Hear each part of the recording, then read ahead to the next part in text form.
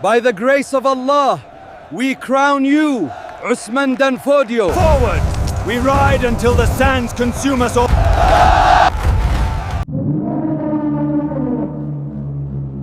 فبأي علي ربكما تكذبان. In the heart of Gobir, beneath the golden sands of the House of Plains, a child was born. His name, Usman ibn Fodio. The world around him was divided by greed and fear. Kings ruled with iron hands, and the poor lived forgotten. But in this desert, a light was rising. A boy who sought not gold, but knowledge. From dawn to dusk, he studied the words of the Quran under the shade of ancient baobab trees.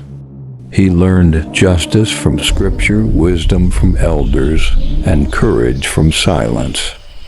His teacher, Sheikh ibn Umar, saw in him a fire no man could put out.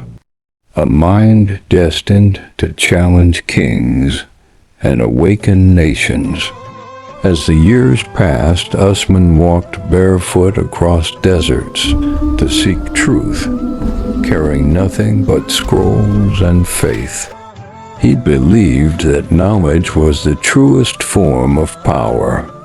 The sands whispered his destiny, the scholar who would one day shake empires.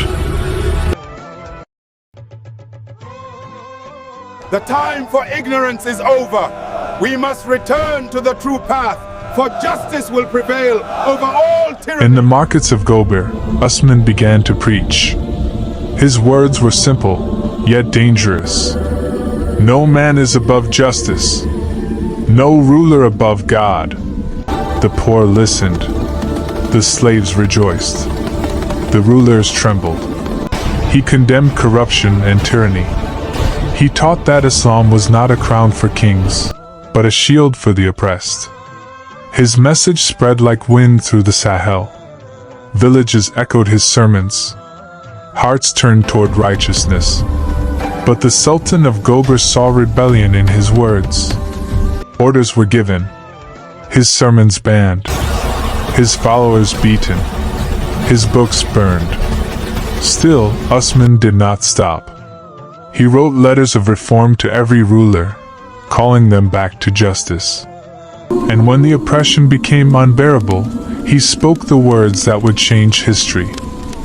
We will fight in the path of Allah. Fi sabilillah. Arda! Yakedu!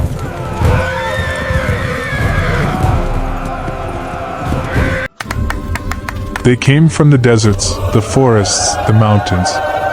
Scholars, herders, traders, and warriors united under one banner, the banner of faith. At Gudu, Usman raised his sword to the sky. We fight not for land or power, he said, but for justice, for truth, and for the law of God. The holy war had begun. Dust storms rose as Fulani cavalry thundered across the plains. The armies of Gobir advanced, but faith outshone their fury. Battle after battle, the oppressed defeated their oppressors. Gudu fell. Kebi fell. Zamfara surrendered. The flame of reform became a wildfire. Through faith, discipline, and courage, Usman turned scattered tribes into one people. The army of the believers. In every village they entered, justice followed. In every victory, they bowed their heads to God. By the grace of Allah, we crown you, Usman Dan Fodio, as Amirul Mu'mineen. With Gobir defeated, a new dawn broke across West Africa. In the fertile valley of Sokoto, Usman founded a new capital. A city built not on fear, but on faith. The people called him Amir al-Mu'minin, commander of the faithful. The Sokoto Caliphate was born. A golden city rose from the desert sands.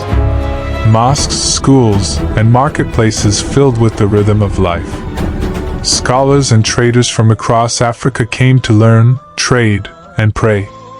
For the first time in centuries, the Hausa lands were united, not by force, but by belief.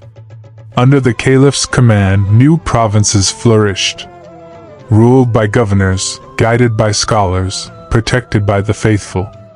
Sokoto became the beating heart of a reborn Africa.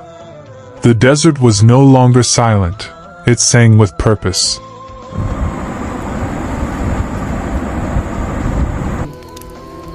The words contained within these pages are a sacred trust. It is our duty as the Yantaru. Power to Usman was a test, not a prize. He taught that rulers were servants of the people, and scholars their conscience. He established Sharia as a law of justice, not punishment. He reformed taxes, protected widows, and freed enslaved Muslims. He insisted that education was the right of every soul. His daughter, Nana Asmayu, became a scholar and poet, spreading knowledge among women and the poor. In his court, wisdom spoke louder than wealth. Traders thrived, students learned, and peace reigned. From Sokoto, letters of justice traveled across the Sahara. The pen of Usman Dan Fodio became mightier than any sword. His empire was not just of land, but of light.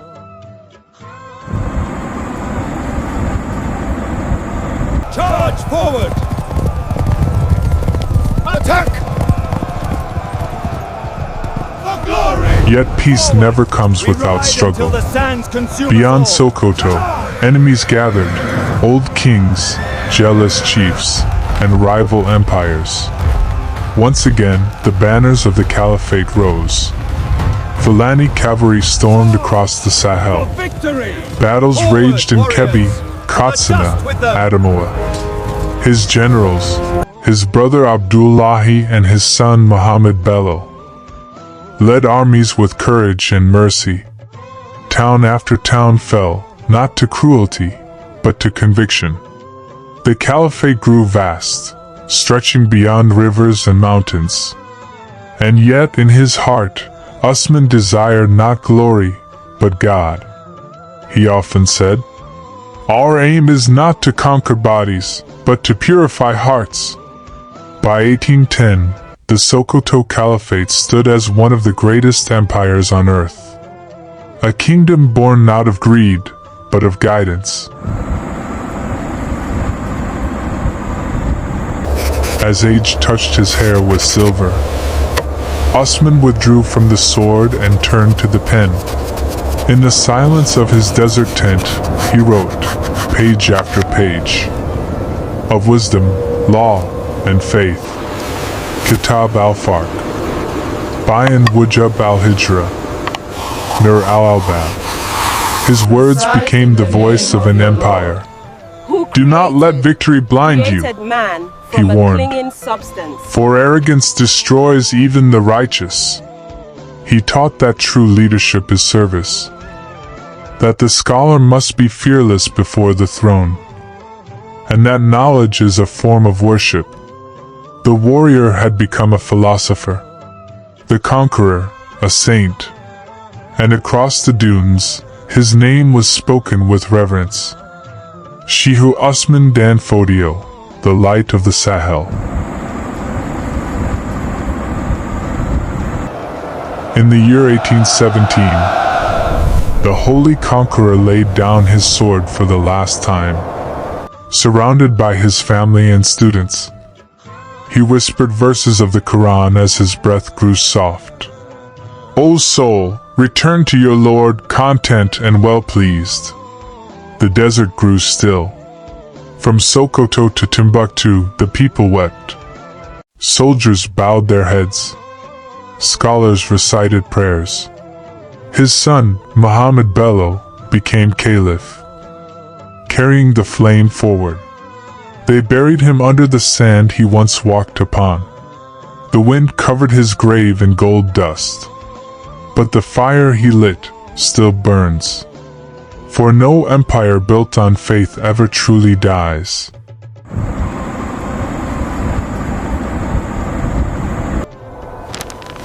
Two centuries have passed, yet his shadow stretches across time.